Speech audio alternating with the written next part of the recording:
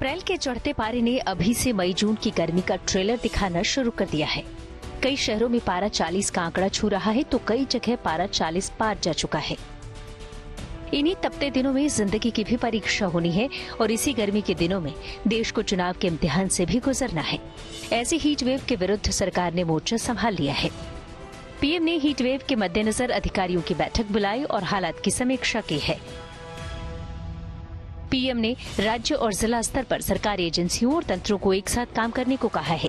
प्रधानमंत्री मोदी ने अस्पतालों में भी हीट वेव से निपटने के लिए दवाओं, तरल पदार्थ, आइस पैक और ORS के स्टॉक रखने के आदेश दिए हैं। साथ ही गर्मी के मौसम में जंगलों में लगने वाली आग को भी बुझाने पर जोर दिया।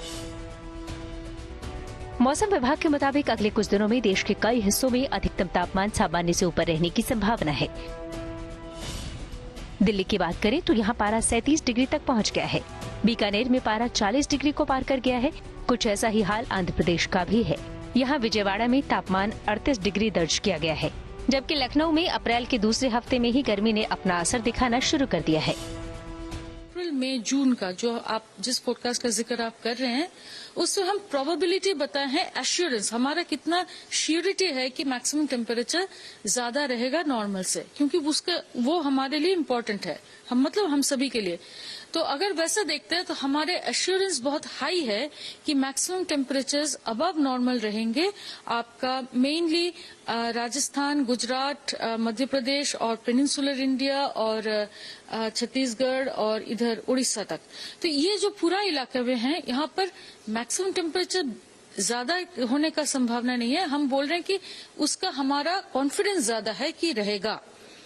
और जहां पर नॉर्थ इंडिया का बात है उस पे हमारा मॉडल्स के हिसाब से कॉन्फिडेंस थोड़ा कम है कि वहां टेम्परेचर कैसा रहेगा।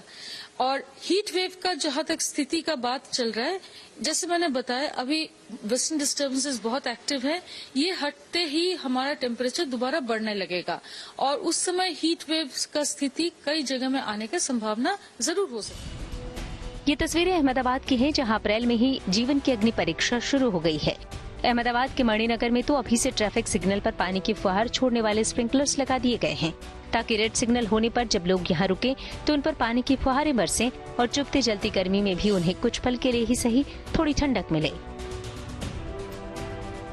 अहमदाबाद में बढ़ती गर्मी से लोगों को राहत देने के लिए पायलट प्रोजेक्ट के तहत अहमदाबाद के मणिनगर के पुष्पकुंज चौराहे पर स्प्रिंकलर लगाया गया है। आप दृश्य में भी देख सकते हैं, जब ट्रैफिक सिग्नल बंद रहता है तब जो भी कोई ट्रैफिक सिग्नल के नीचे की तरफ खड़े रहने के लिए मजबूर रहते हैं, उन लोगों के लिए ये स्प्रिंकलर पानी का छिड़काव करता है। इस पायलट प्रोजेक्ट के माध्यम से आने वाले दिनों में अगर ये पायलट प्रोजेक्ट सफल रहता है तो और भी जगहों पर इसी प्रकार के स्प्रिंकलर लगाने का नगर निगम के द्वारा आयोजन किया जाएगा। उत्तर भारत में जिस तरह से पारा चढ़ रहा है, आने वाले दिन लोगों के लिए और भी मुश्किल भरे हो सकते हैं। फिलहाल तो सबसे बड़ी चिंता उन पेरेंट्स की है जिनके बच्चे इस मौसम में स्कूल जा रहे हैं। ऐसे में सवाल है कि बच्चों को इस गर्म मौसम से कैसे बचाया जाए और उनके खाने पीने में क्या बदलाव किया जाए।